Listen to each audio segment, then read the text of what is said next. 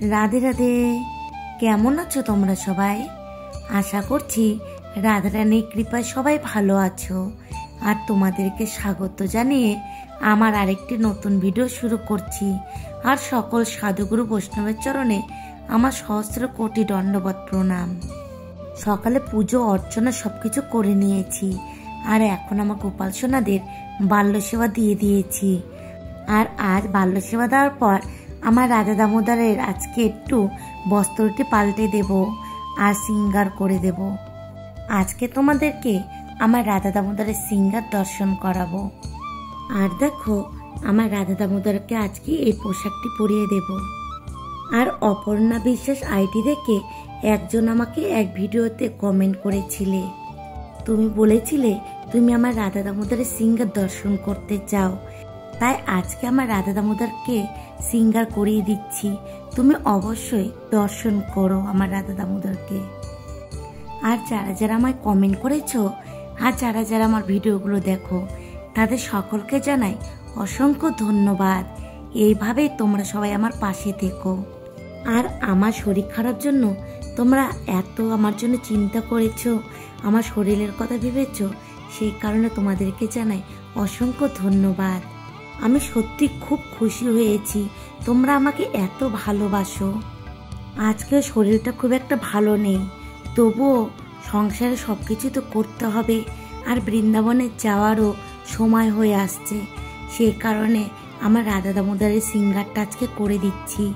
আর তার মধ্যে আজকে আমার ছেলের জন্মদিন, তাই ভাবলাম আজকের দিনে আমার রাধা দামোদরকে সিঙ্গার করে দিই।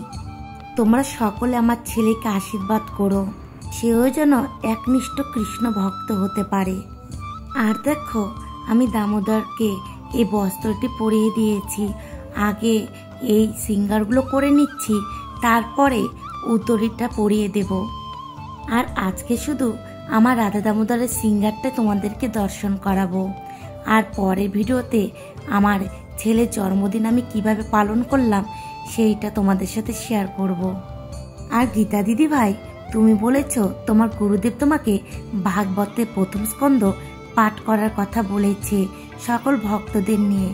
আর বলেছে অন্ততপক্ষে সপ্তাহে একদিন হলেও পাঠ করার কথা। তাই তুমি আমাকে বলেছো আমি যেন তোমাকে বলি কিভাবে তুমি ভাগবত পাঠ শুরু করবে। দিদি ভাই, তুমি তো আমাকে এই কথাটাই বলেছো, তাই না? কারণ আমি সঠিকভাবে বুঝতে পেরেছি কি না তাই তোমাকে বললাম। দেখো দিদি ভাই, আমি যতদূর জানি যে গোবিন্দের নাম শ্রবণ করা এবং গোবিন্দের নাম করার জন্য কোনো নিয়মের প্রয়োজন নেই, শুধু প্রয়োজন প্রেম আর ভক্তি। প্রেম ভক্তি সহকারে যে গোবিন্দের নাম শ্রবণ করে এবং গোবিন্দের নাম করে, সেই একমাত্র ভাগবত পাঠ করার উপযুক্ত। আর তাছাড়াও তোমাকে যদি সপ্তাহে একদিন করে পাঠ করার কথা বলে, তাহলে তুমি অবশ্যই সপ্তাহে একটা দিন নির্ধারিত করে নেবে পাঠ করার জন্য, যে এই সময়ে তুমি প্রত্যেক সপ্তাহে এই দিন এই সময় পাঠ করবে। আর আশেপাশে সকল ভক্তদেরও সে পাঠ শ্রবণ করার জন্য আসতে বলবে। আর যে স্থানে ভাগবত পাঠ করবে সেই স্থানে ধূপ দীপ জ্বালিয়ে নেবে এবং ভাগবত ভগবানের জন্য একটু ভোগের ব্যবস্থা করবে। তোমার সামর্থ্য অনুযায়ী তুমি ভোগের ব্যবস্থা করবে। আর দিদিভাই, অবশ্যই ভাগবত ভগবানের জন্য একটা ফুলের মালা গেঁথে নেবে। আর অবশ্যই ভাগবত পাঠ যখন শুরু করবে সেই সময় যেন বিন্দে মহারানীকে সেখানে রাখা হয়। আর একটা বাটিতে চন্দন গুলে নেবে। আর সেই চন্দন প্রথমে ভাগবত ভগবানকে অর্পণ করবে, তারপরে খোল করতাল সবকিছুতেই দেবে, তারপরে সকল ভক্তবিন্দুর কপালে সেই চন্দন দেবে। আর ভাগবত ভগবানের জন্য যখন একটা মালা গাঁথবে, তখন বিন্দে মহারানীর জন্য একটা মালা গেঁথে নেবে। আর ভাগবত পাঠ করার আগে অবশ্যই গুরু বন্দনা, বৈষ্ণব বন্দনা এবং ভাগবতের আগমনী অবশ্যই কীর্তন করতে হবে। আর গুরু বন্দনা, বৈষ্ণব বন্দনা আর ভাগবতের আগমনী এগুলো সমাপ্ত হওয়ার পর ভাগবত পাঠ শুরু করবে। আর ভাগবত পাঠ শুরু করার আগে গুরুদেব, গোবিন্দ, রাধারানী, বৈষ্ণবগণ, বিন্দে মহারানী সকলকেই প্রণাম জানিয়ে নেবে। তারপরে ভাগবত পাঠ শুরু করবে। আর একটা কথা, এই আগমনী, এই গুরু বন্দনা এগুলো শুরু করার আগে ভাগবত ভগবানকে তুলসীপত্র, ফুল এবং মালা অর্পণ করবে। তারপরে এই বন্দনাগুলো করে নেবে। আমাদের বাড়িতে প্রতি বৃহস্পতিবার করে যেভাবে ভাগবত পাঠ হয়, আমি তোমাকে সেইভাবেই করার কথা বললাম। আর প্রতিদিন আমরা যখন ঘরে ভাগবত পাঠ যে কোনো শাস্ত্র অধ্যয়ন করি, তখন এগুলো কিছু করার প্রয়োজন হয় না। তুমি এইভাবেই ভাগবত পাঠ শুরু করো দিদি ভাই। আর যদি কিছু জানার ইচ্ছে হয় কিংবা তোমার যদি বুঝতে অসুবিধা হয়, অবশ্যই আমাকে বলো। আমার যদি সেটা জানা থাকে এবং আমি যদি সেটা তোমাকে জানাতে পারি, বলতে পারি, অবশ্যই আমি বলবো। আর সপ্তাহে একদিন করে বাড়িতে ভাগবত পাঠ করা খুবই ভালো। আর তার সাথে যদি বৈষ্ণবগণ ভক্তবৃন্দের চরণধুলি পড়ে, তাহলে তো আরো ভালো। আর গীতা দিদি ভাই, তুমি ভালো থেকো আর এইভাবে আমার পাশে থেকো। এখন দেখো, আমার তো দামোদরের সিঙ্গার করা হয়ে গেছে। এখন আমি রাধারানীর সিঙ্গার করে দিচ্ছি। রাধারানীকে বস্ত্র পরিয়ে দিয়েছি আর এই অলংকারগুলো পরিয়ে দিয়েছি। আর এখনো যেহেতু সেই রকম ভাবে গরম পড়েনি, সেই কারণে আমার রাধা দামোদরকে এই পোশাকটি পরিয়ে দিলাম। এই পোশাকটি একটু মোটা, খুব গরম হলে এই পোশাকটা আমি পরাতে পারি না। আর অনন্দিতা চক্রবর্তী আইডি থেকে এক বোন আমায় কমেন্ট করেছ। তুমি বলেছ, দিদিভাই আমি আমার গোবিন্দের কাছে প্রার্থনা করব, তুমি যেন খুব তাড়াতাড়ি ভালো হয়ে যাও।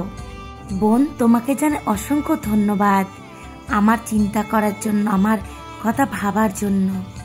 আর তার সাথে তুমি এ কথা বলেছ, আমি যেন আমার রাধা দামোদরের কাছে প্রার্থনা করি, তোমাকে যেন তিনি একটু কৃপা করে। বোন, আমার রাধা দামোদরের কাছে আমি অবশ্যই প্রার্থনা করব তোমার জন্য, তিনি যেন তোমাকে অবশ্যই কৃপা করেন। তুমি ভালো থেকো।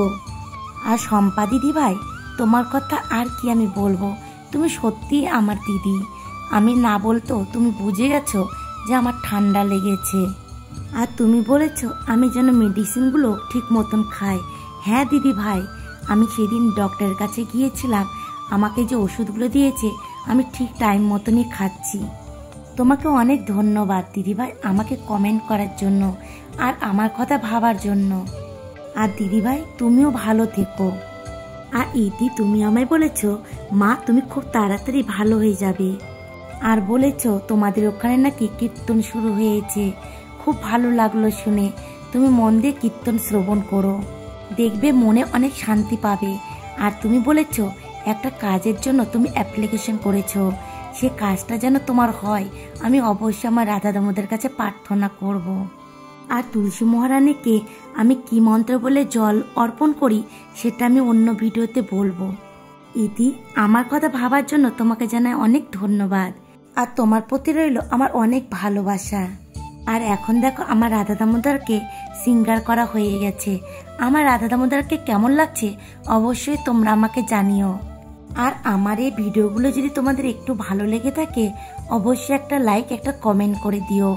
আর যারা আমার নতুন বন্ধু তারা একটা সাবস্ক্রাইব করে দিও। আর আজকে ভিডিওটি আমি এখানে শেষ করছি। দেখা হবে পরে কোনো ভিডিওর সাথে। তোমরা সবাই ভালো থেকো আর এইভাবে আমার পাশে থেকো। রাধে রাধে।